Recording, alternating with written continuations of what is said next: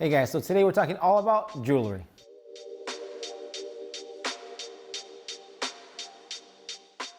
Hey guys, welcome back to Gents Lounge. I'm George, this is Blake. If you have not hit that subscribe button yet, hit that right now. We are here every week talking about men's fashion, lifestyle, and everything in between. But today we're talking about a topic that most guys probably don't even think about, men's jewelry. So jewelry is kind of a thing, either you're into it or you've probably never thought of it at all.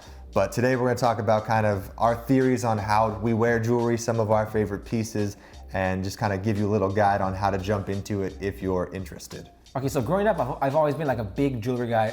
My mom typically bought me like necklaces and bracelets, and it was more of like a momentum type piece that she bought me for maybe my communion or my graduation. So I was already accustomed to wearing jewelry. When I got older, it became just a part of me, I guess. I kind of got jewelry for special occasions, and for me, it was more of like a fancy piece. You know, it wasn't as cosmetic as it is now. It was something that I wore only to like impress either people or myself. You know, it was more of like a statement piece. Right, you wore them for like certain occasions where you went out with the fair, like quinceañeras and like stuff like that. Exactly, Right. That's pretty much it. Until brands like Menswear started coming out with the cool anchor bracelets and just really like, you know, bracelets that you could wear daily and almost just like accessorize your outfit. You know, it became like as important as you wearing like a watch. Yeah. I guess you could say. Yeah. You know? So like when I was growing up, I didn't really understand it either, but this was my dad's ring, so you can tell how he thought about jewelry. I always remember him wearing like 2 or 3 gold chains. This ring was always on, and then his wedding band. Like he had those set pieces, he wore them every day. That was what he rocked. And I got the same thing. I got a pinky ring for my baptism, which never ever fit me.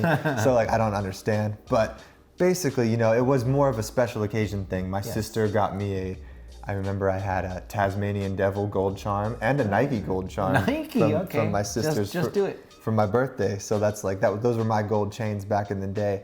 But then I kind of took a break and was just like jewelry free, never even wore like necklaces or anything in between.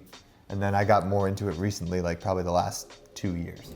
So something fun that I like to do when I travel is I get my jewelry when I'm actually like in different countries.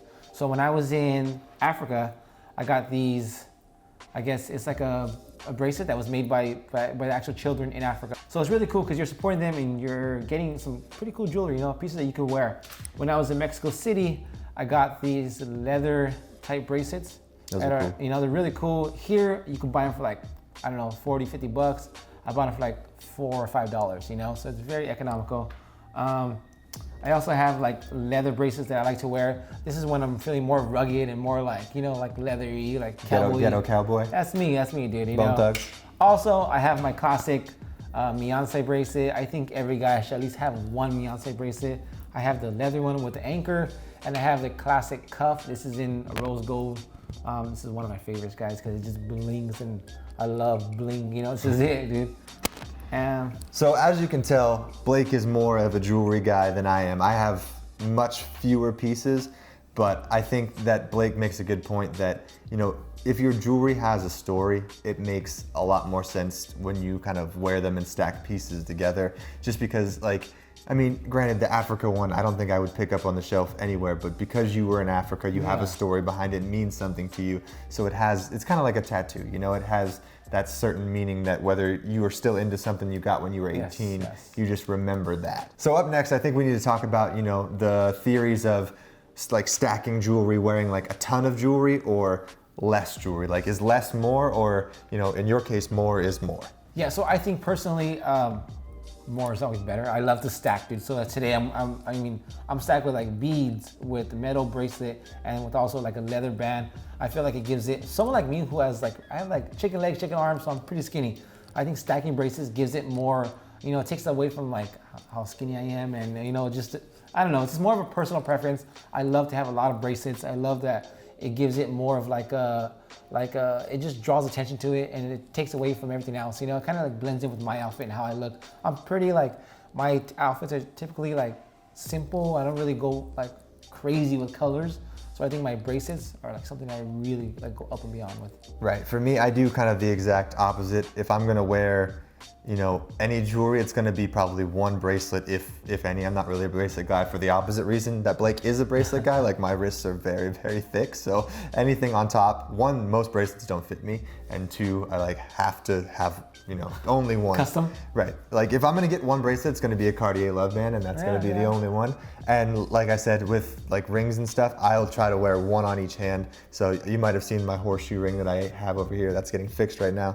But you know, I've been wearing pinky rings lately. These are my dad's actually. So I have 2 pinky rings from my dad, which like Blake said, I don't know if I would wear them or buy them on my own, but because they have sentimental value, I think like I find more confidence to wear it. Something else to consider when actually owning jewelry is quantity versus quality. Right, guys. Now, if you're an absolute baller and have unlimited funds, spend whatever you want on jewelry. But if you're a normal person like us, sometimes you don't need to spend $6,000 on a bracelet, but sometimes you can, you know? So I think, you know, certain occasions like a wedding band, you should spend a good amount of money on. Definitely. I got these cufflinks for my wedding. They're from Tiffany's. I spent a good chunk of change on them, but I also have $15, $25 cufflinks in there.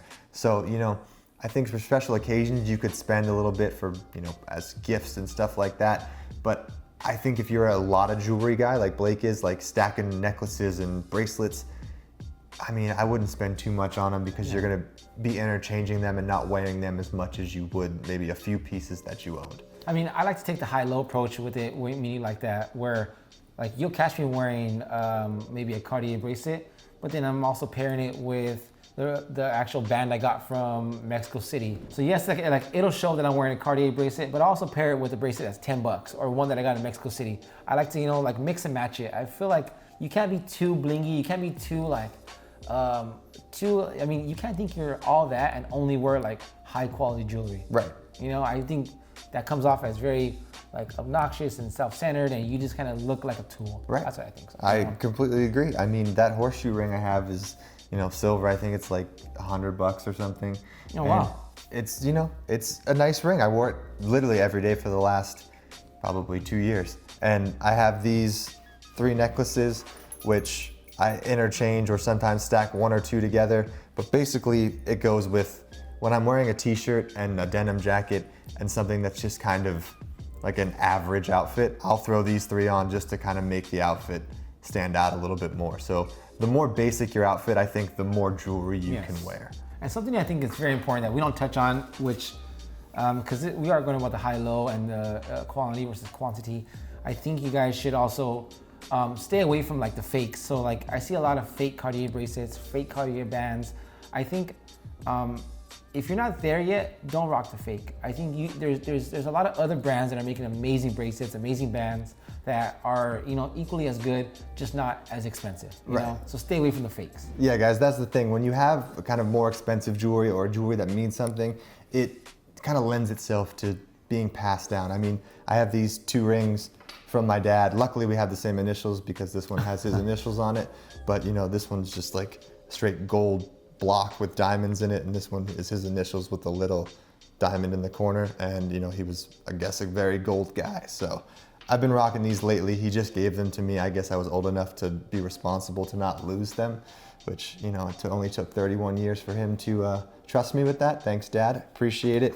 But one last thing before we go, we kind of want to touch on, you know, when is the right time to wear the jewelry? And I think a good rule of thumb is the more formal the occasion, the less jewelry you wear. Definitely. I mean, always wear your wedding ring if you're married or whatnot. But I think, you know, if you're in a tux, you don't need to stack 10 rings on your fingers. I don't think so at all. Yeah, and lastly, guys, I think it's okay to mix and match metals. So wearing gold with silver, I think it's totally fine. I think people usually hate on that, but I think, you know, to each their own. Like, I wasn't a big fan of that. I always wore only gold or only silver. But I think if you mix and match a little bit of it, it's fine. Right, I mean, I'm doing it right now. I have a gold ring, white gold, wedding band, silver watch. But I would say, I do think it helps to kind of separate the two to different hands, or at least maybe if you're gonna do the same, get something that's two-toned, like a two-toned watch, you know, a gold and silver watch. Date. Day-date, just to kind of bridge the gap and say, this is what I'm doing. So if you just have, you know, like one gold and one silver piece next to each other, I don't know if it looks quite good. You can do it, but I think even the fact of having diamonds in here gives a little silver flair to the silver. So just a thought. All right, guys, so that pretty much wraps up our jewelry video. I hope this was helpful. Comment down below like any heirloom or cool jewelry stories you might have. We'd be interested to hear about them, and maybe what piece you thought was our favorite from our collection. I'm voting for this blinged out block of diamonds, but we will see. So once again, if you have not hit that subscribe button yet, hit that right now. We really appreciate it, and we'll see you on the next one. Cheers, guys. Cheers.